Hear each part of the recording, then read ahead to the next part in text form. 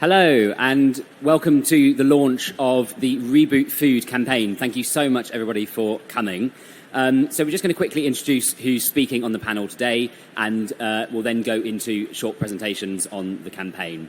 So I'm Joel Scott-Halkes. I'm one of the campaign directors at WePlanet. We are a new pro-science green group all the way across Europe and now expanding around the world. I'm now going to hand over to Lana, who's speaking next. Hello, everyone. My name is Lana Weidgenant. I am a youth climate advocate, originally from Brazil. I'm also a campaigns and policy manager at ProVeg International, and some of my work has included organizing some of the largest youth climate strikes, youth climate summits, as well as on the food systems area, networks and initiatives of young people engaging around sustainability of food, as well as our different campaigns to improve and move along the food transition in the direction that it needs to be. And I'm really excited to be here joining and to talk more soon. Hi, everyone. My name is Mark Lynas. I've written numerous books on climate change. I'm the senior strategist at WePlanet. I'm also here as an advisor to the Climate Vulnerable Forum, which is 58 of the world's most climate vulnerable countries, all located in the global south. So, running order for this conference, we're going to start by hearing from Lana about the dire situation that COP is in right now in terms of ignoring livestock. I'm then going to give a short presentation about the campaign, about precision fermentation. Mark will talk about the policies that we're here asking for, and then we'll move to closing. So over to Lana to set the scene for what's going on at COP with livestock and agriculture.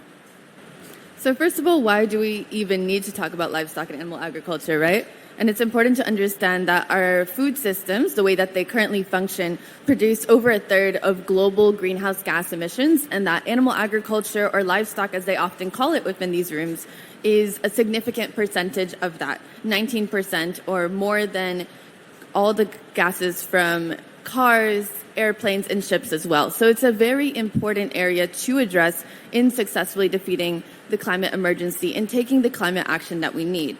And then it's also important to understand that in these negotiation rooms, we do have a track of negotiations on agriculture. It's not on overall food systems yet, including consumption and food waste, but it is covering the agriculture area, and that is called the Coronivia Joint Work in Agriculture. But it's understood amongst all of us who engage in these spaces, including the youth voice, that we're not able to bring in any conversation that's going to say we need to reduce livestock, that we need to scale back from current animal agriculture as it is functioning in any form, that we need to reduce meat, that we need to eat more plant-based diets and shift those diets around the world. If I were to go into the negotiation room and say that, even though that is the position largely of the youth movement, of young people around the world, I know that it would be blocked and shot down immediately by the countries that are in those negotiations. So that is the current status that we are facing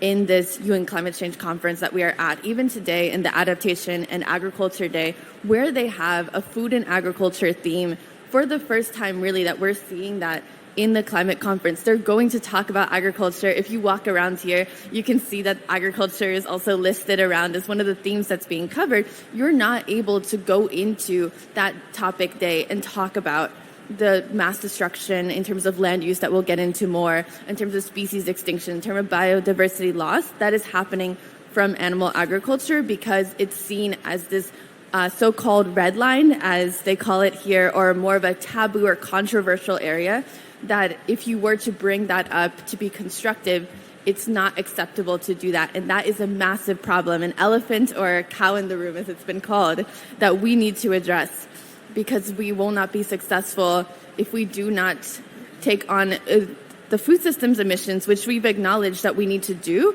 but we're not looking at this massive percentage of it, this really what is happening in the food system. And right now we are in a state where they tried to wrap up the agriculture negotiations by this day, right? Where we're going to talk about this in the broader team. And so they tried to reach a conclusion, and they didn't. They said that they're going to instead only talk about it again at the next COP. And so that is a massive disappointment, and is completely unacceptable that we do not progress on this. Thanks, Lana.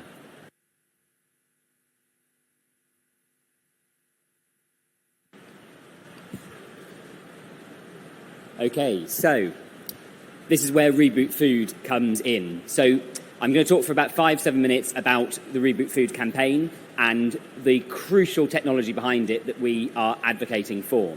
So Reboot Food is a campaign run by WePlanet. WePlanet is a new kind of environmental organisation, one that includes and embraces the sort of fruits of human labour that is science and technology. It doesn't obsess over it, but it does say that these things have some huge potential when coupled with moral change to achieve the kind of transformation that we need in the face of what Lana has just outlined, in the face of overwhelming silence, and in fact, in terms of a sort of conspiracy of blocking the change that we need. So, following on from what Lana has said, one thing that we're focusing on massively in this is the land use of animal agriculture. This is considerably mind-blowing, but this is the truth. Animal agriculture covers more of our planet's surface than all of our forests combined. Now, here at COP27, this should be one of the single most important things that's being addressed. If we don't address this huge land use, we can't restore the natural ecosystems that we need to draw down the carbon that we're going to need to get anywhere close to 1.5 degrees, especially if we overshoot it, which we almost certainly are going to. Now, Reboot Food thinks that we should free up almost all of that land, if not all of it, and possibly more, so that we can do something like this. We can go from the bleak, miserable, extremely destructive practice of mass livestock farming towards the beauty, the habitat restoration, the carbon drawdown of rewilding. And what the Reboot Food campaign is calling for is planetary scale rewilding. So we believe that at least 3/4 of current farmland today could be rewilded. But as I'll go into a little more detail in a moment, we believe that we could go even beyond that. And essentially, hopefully within our lifetimes, not so sure about Mark, but within Lana and mine, we could be seeing our habitats coming back to life. We could see our planet green and our oceans freed from destruction once again. So how do we go from this to that? Well, on our campaign, we're not calling for everyone to go vegan. We're not calling for personal change, although that is extremely welcome where it comes. We're instead calling for world governments to support the most important environmental technology that there is today. And I want to stress this again. The most important environmental technology today is this. It's some blokes, some women, some people, some scientists working with technology, working with their hands, working with something called precision fermentation. Now, if you haven't heard the words precision fermentation already, that's not that surprising, because despite this being the most important, the most potential holding environmental technology on the planet today, no one seems to be talking about it. Private sector investment is going into it, but here at COP, it has been completely absent. So what is precision fermentation? Why is it so important for getting rid of animal agriculture and helping us rewild? Okay, well, this is how it works. So precision fermentation is essentially an advanced form of this, of something that we've been doing for millennia, of something that human civilization is very, very good at, and that is fermenting foods. Now, fermentation is essentially an ancient partnership, a collaboration, you could say, between us humans and the world of microorganisms. So you can see here kimchi and sauerkraut, sourdough, and ancient beer being brewed. These work with microorganisms such as yeast or bacteria or other parts of the complex world of microbes to create whole new kinds of foods that we couldn't without it.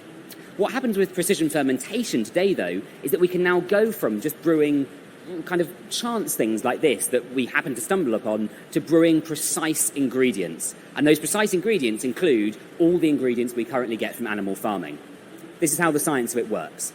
Using genetic engineering, we can now give a precise DNA sample, DNA sequence of the kind of product we want to create. So take, for example, the proteins in milk, like casein and whey. We can put it into a microorganism. So in the case of casein or whey, that goes into a yeast microorganism. We then put it in a precision fermentation tank and brew it, i.e. we ferment it, we let the microorganisms multiply, and we can take a precise ingredient out the end of it, and in this case, that is milk. Now, amazingly, this technology is proven. It's globally scaled. This is not a fancy technology. This is something that has already transformed the face of the things that we put into our body. And here's two huge examples of a global scale of it. On the left over here, we're talking about rennet. Rennet is a crucial ingredient in the production of cheese. It used to be taken exclusively from the brutal process of harvesting a calf's stomach and taking from the lining of it. Today, 80% of rennet and cheese is already produced using precision fermentation. And on the right, we've got insulin. Insulin, crucial for diabetics. It used to be that insulin, if you wanted 1 kilogram of it, you needed to kill 50,000 pigs to get 1 kilogram's worth of insulin from their pancreas. Today, almost the entire global stock of insulin produced abundantly is produced by precision fermentation. And this includes other ingredients out there as well. Citric acid, vanilla flavouring, strawberry flavouring. It's almost certain that you'll be eating some precision fermentation products this week whilst you're here. This is proven, it's scalable, we have the technology, and now we can use it to do things like this. So these are all precision fermentation products that are actually already reaching the market. In the top left over here, we have precision fermentation ice cream, which includes proteins biological identical to those in milk. We have precision fermentation steak up there by a company called Meaty, cheese by a company in Berlin called Formo, and even egg whites, making brilliant macaroons at the bottom down there by a company called the Every Company. What we're calling for is a massive scale-up of this so that we can replace almost all, if not most, of animal agriculture with this, supplemented, crucially, with whole food, plant-based diets as the mainstay of our diet. But we believe that this is the quickest route to transforming animal agriculture and transforming global diets. Now, I'm going to finally end on these numbers.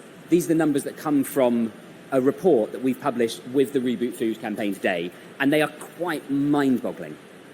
We have found, looking at the numbers, that precision fermentation could produce protein in a way that is 40,900 times more land efficient than beef. 40,900, this is basically saying it doesn't use land at all. This is land-free agriculture. It means that we could produce the entire world's protein supply using an area of land smaller than Greater London, and as a result, we could spare more than 3/4 of global farmland today for rewilding. I'm now going to hand over to Mark Lynas, who's going to talk about the policies that we are advocating for in our accompanying Reboot Food manifesto. Thank you. Thank you, Joel. So as you've heard, there is a tremendous gap between what the planet needs and what's on the agenda here at COP27, particularly regarding agriculture and livestock production.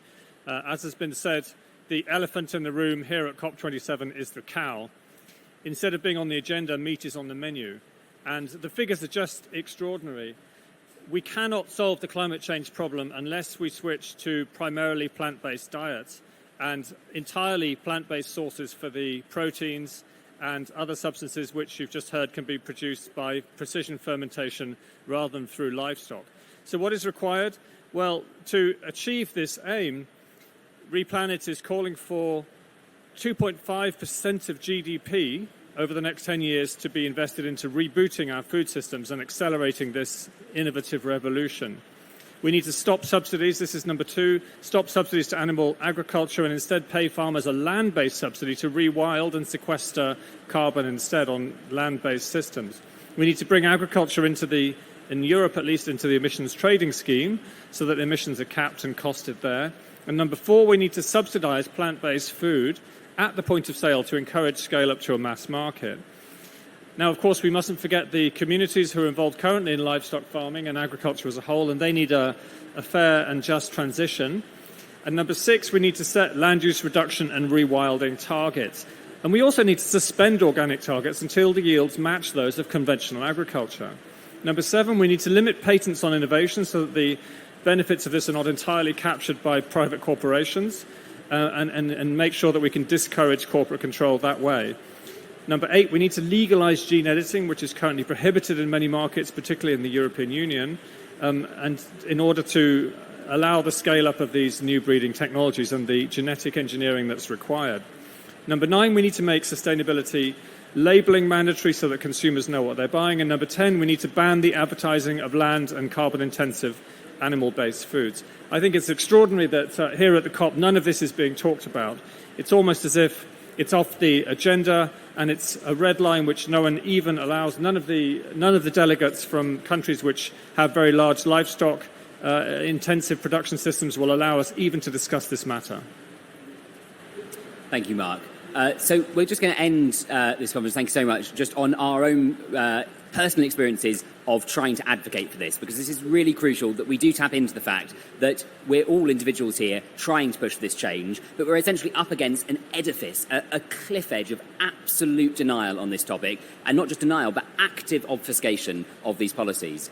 So myself, just to speak, we've been trying to get this story in the press. We're very delighted that a few outlets are running it this morning. But generally, it's really notable that when you're advocating for these policies, it's almost like you're speaking from a different universe, from a different paradigm entirely. There's almost nowhere to even slot in these ideas into the existing agenda. So essentially, what we want to see is when we come back to COP28, God forbid that there has to be more of these damn things, but that we want to come back and see this as the first thing on the agenda. This needs to be the dominant paradigm in which we're working. And the question needs to be how, not if, we begin phasing out animal agriculture and other forms of land-hungry farming. So Lana's going to offer some reflections on her experience as a youth activist doing this. Particularly personally, as a young person from Brazil, you cannot talk about environment and climate change without talking about land use and agriculture, because for us, we can see in the Amazon rainforest how that is the big issue fueling our environmental and biodiversity loss. And it's extremely frustrating in spaces like this, where for us, it's not so much reaching the media, but reaching the decision makers, right? Reaching the policy makers. And often you'll have teams that are available for talking to the young people, for engaging youth and civil society, but it's not the same people who are making the decisions. So that's where we hit our roadblock. For instance, we have a campaign called Food at COP, where we talk about very simply that if we're in the largest climate action conference, that the food should also be climate friendly, which shouldn't be such a radical idea. But we've consistently come up where we're not able to, for instance, talk directly to the catering team or talk to the people who are responsible for the catering decisions. Instead, we get stuck talking to the youth engagement team, right? Which is just a team of people who's responsible for saying, yes, young people are so important and we hear you, but also not the people who can do anything on the issues that we are advocating for. And I think that's what we've seen over and over again in these kinds of spaces, is that we do have the image of progress, right? So we have this Adaptation Agriculture Day. It's being highlighted more broadly. We have food pavilions. So image-wise, we have spaces where food and agriculture are being talked about for the first time in these conferences. And that is great in terms of acknowledgement. We are having that progress, but then in terms of actually being able to talk to the decision makers to where the policy decisions are happening, we get blocked from entering into those spaces, from getting the outcomes into, for instance, the policy decisions, because food production has been discussed a little bit, but not food consumption and not livestock or animal agriculture in any form. So we're not able to reach those rooms. But we are trying and we are making that progress. We're bringing it into the conversation where we can. And it is something that it's not just my personal passion, but young people across this conference, in our policy statements, in our global youth statement, we've highlighted how this needs to be addressed. And even the official youth envoy for COP27 has talked about how we need healthy, sustainable diets and this shift to plant-based to address the animal agriculture issues. So that is the youth position that is being taken. Simply what needs to happen is that we need to stop just acknowledging that young people are saying this and that we are important, but actually acting on that. And that's the gap that we need to overcome next. Well, thank you very much for coming. Thank you very much for watching and very much for listening. And we'll end this with a call, really, to go from ugliness to beauty. So what we're facing out there is a dire situation, both in terms of animal agriculture, both in terms of what we're doing to our landscapes, and in terms of this conference, as we've heard, in terms of the whole setup of this. But we can move from this to something far more beautiful and better. That is a world in which we're producing foods like proteins from precision fermentation, using the wonder of human science and technology, like plant-based diets that are so much better and so much healthier, and also like rewilding, something that all of us want to see, everyone here at COP, even though they haven't yet found a way to get there. So thank you very much for listening. Thank you very much for coming. And please go to rebootfood.org to find everything that we've talked about today, the manifesto, the report, and the press release. Thank you very much.